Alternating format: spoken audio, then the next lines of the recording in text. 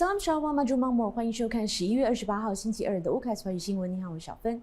先带你来看看旅游领域的好消息。截至今年10月为止，绍劳越成功的突破80亿7000万令吉的旅游收入，为绍劳越的国内生产总值贡献了5.75%。绍劳越旅游创意产业及表演艺术部长 Datuk Seri Abdul Karim 表示说，和去年同时期相比，今年的旅游收入增加了143.81%。那么截至去年10月，绍劳越的游客人数也突破了318万人次，较2022年同时期增加了131.34%。Looking at this encouraging trend, my ministry would like to revise the visitors' arrival for 2024. If 2023 we have put a target of 3 million, for 2024 we are putting a target of 4 million tourist arrival, which would bring in a revenue estimated at Ringgit Malaysia 9.76 million. 他今天在第19届绍劳越州议会进行部门总结的时候呢，表示说这已经超出了他们之前所预估的300万次的游客人次和估计收入的76亿令吉。那另一方面，威廉阿努特也宣誓就任为绍劳越总理的政治秘书。副总理拿多阿玛道格拉斯昨天在国父大厦也受邀见证了这一场宣誓仪式。那威廉阿努特政治秘书的任期也从今年的7月1号开始生效，为期2年。根据了解，威廉也在失务的教育局担任过助理官员。我们再来换个焦点，绍劳越公用事业及通讯部长 Datuk Seri Julaihi Narawi 表示说，他的部门及属下的机构一直致力于落实公用事业的数码化，以提高运营的效率和服务素质。而为了改善水工的这个运作呢，他们已经设立了一个控制中心以及监控和数据采集的系统，以通过线上监控水处理厂还有这个水工系统。Penggunaan Internet of Things (IoT) dan teknologi pintar membolehkan agensi bekalan air mengesan air tak terhasil (NRW), tekanan air rendah, gangguan bekalan air dan seterusnya, mengambil tindakan awal untuk membaiki keadaan ini sekiranya berlaku. 那 Julaihi 昨天在州议会上进行部门总结的时候也说，绍劳越目前正在开发智能电网系统，以提高配电系统的功能。Julaihi 另外也补充说明说，使用这个智能水表和电表是公用事业数码化的一个策略，主要为了提高运营的效率和服务的交付功能。那截至目前为止，他们已经安装了69726个智能水表和6万多个智能电表，同时也将逐步的扩展到整个绍劳越。Inisiatif ini termasuk otomasi sistem pengagihan. Inisiatif ini termasuk otomasi sistem pengagihan, infrastruktur pemitaran terkini, pengurusan prestasi aset pintar dan pendigitalan loji-loji penjanaan menerusi pemantauan jarak jauh dan diagnostik. Ini adalah usaha untuk menuju ke arah transformasi sistem grid elektrik yang mampan, cekap dan pintar. 那接下来我们也关注到，绍劳越政府已经同意从2024年开始，分阶段的来提升和更换整个绍劳越的水供系统当中还在使用当中的旧水管。绍劳越公用事业及通讯部长 Julaihi 表示说，旧的水管就是导致无收益水率高的原因。那再加上呢，旧的水管容易破裂，就会造成水压下降或者是水供中断的问题。因此呢，他的部门已经确定要替换2742公里的旧管道，那这也将涉及大约10亿8500万令吉的拨款。Maknanya kalau kita menggunakan air 35,000 dan ke bawah, you are not going to be surcharged. Sebab kalau kita lihat United Nations merekomenkan supaya penggunaan air adalah sebanyak 19,800 liter per household per month. Ini cadangan daripada pihak United Nations. Di Sarawak kalau kita lihat penggunaan air ialah sebanyak 26,880 liter per household per month.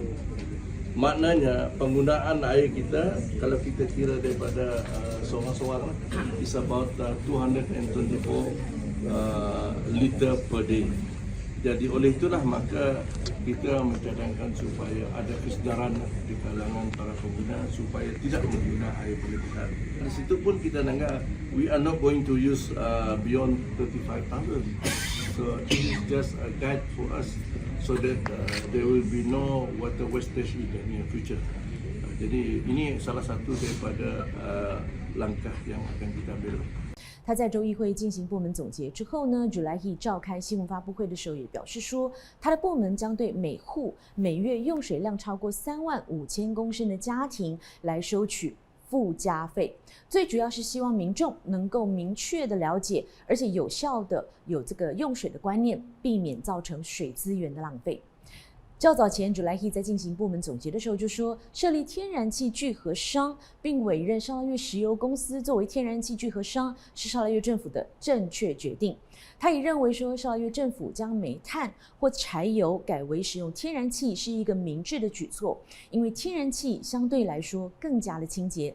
那在这方面呢，他也表示说，通过委任沙拉越石油公司 Petros 作为天然气的聚合商，将会在2030年把沙拉越的天然气使用率提高到至少30%。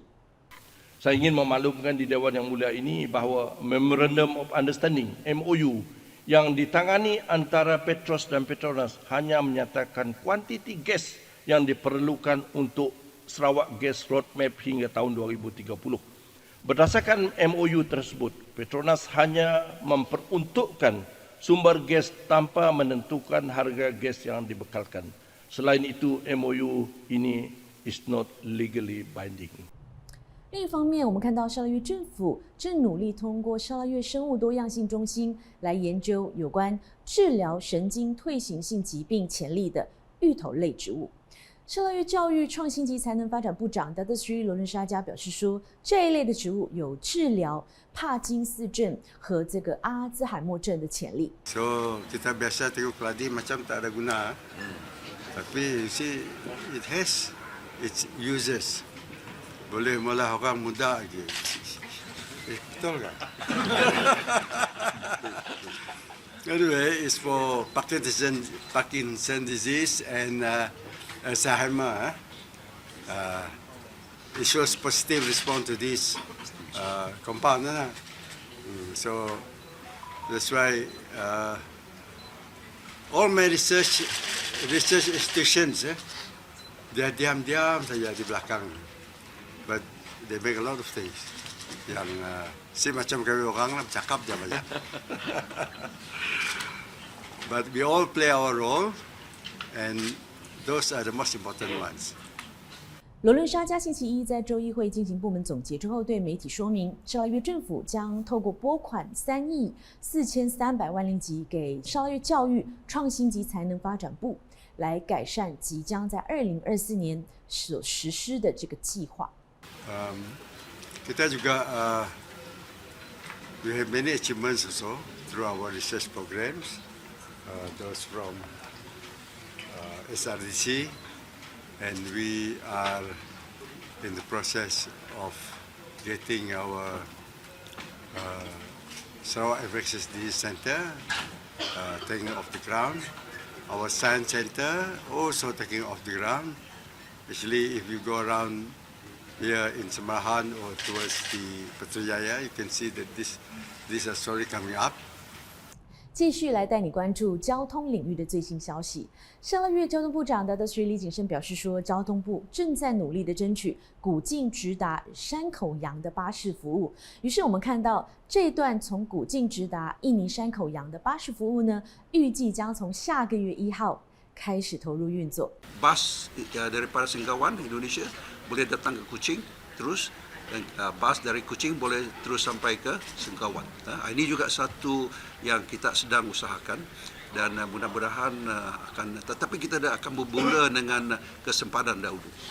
另外，李景胜在州议会进行部门总结之后报告说，上个月交通部已经和文莱、印尼、马来西亚、菲律宾，也就是东盟东部增长区域，针对从古晋飞往坤甸的直飞航班召开了会议。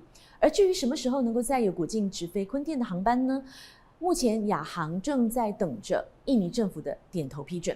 李景胜在进行部门总结之后呢，也透露说，从2023年首9个月以来呢，我们看到沙捞越所有的机场和短程起降机场的航班总数共创下了97129次，共运送了780万名的乘客入境到沙捞越。那同时呢，还运送了共41890吨的这个货物。The flights are mainly from Kuala Lumpur, Kota Kinabalu, Johor Bahru, Penang, Kota Baru, Labuan, Bandar Seri Begawan, Jakarta and Singapore. 今天新闻的最后，带你一起来看看2030年总理愿景之绿色与蓝色经济篇。以上是今天的UCAS华语新闻。想知道更多的新闻资讯，欢迎浏览UCAS所有的社群媒体平台，同时也邀请你时刻关注UCAS的官方网站 ucas.sarawak.gov.my 和订阅UCAS的 YouTube 频道，来获取更详尽的新闻资讯。Visi Premier 2030 Green and Blue Economy.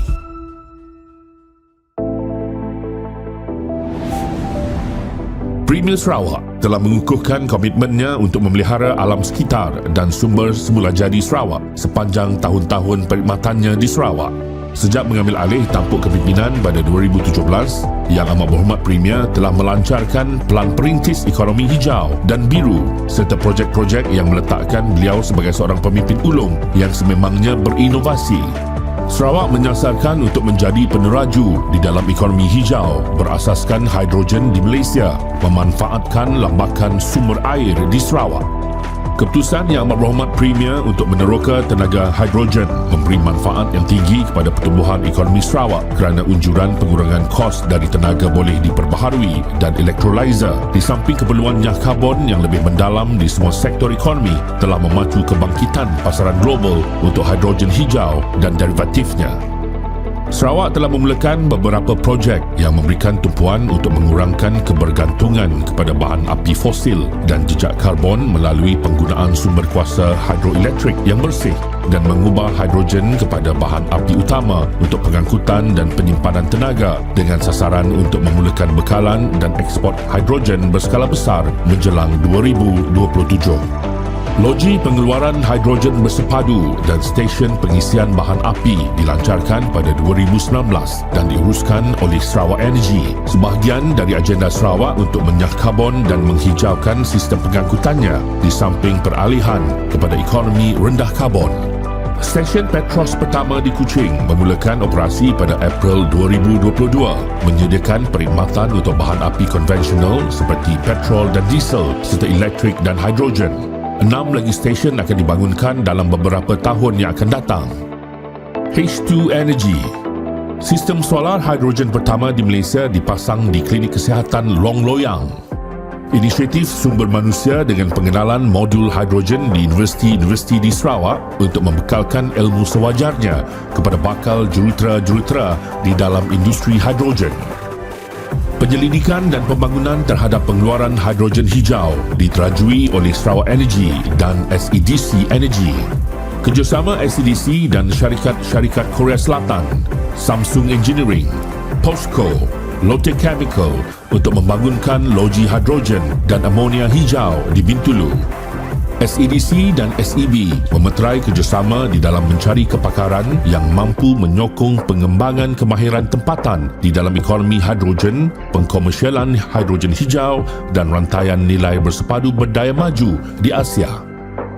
Tangkapan Penggunaan dan Penyimpanan Karbon CCUS. Petronas telah menandatangani memorandum persefahaman bersama Petros untuk jalinan kerjasama satu langkah signifikan di dalam pelaksanaan ekonomi hijau.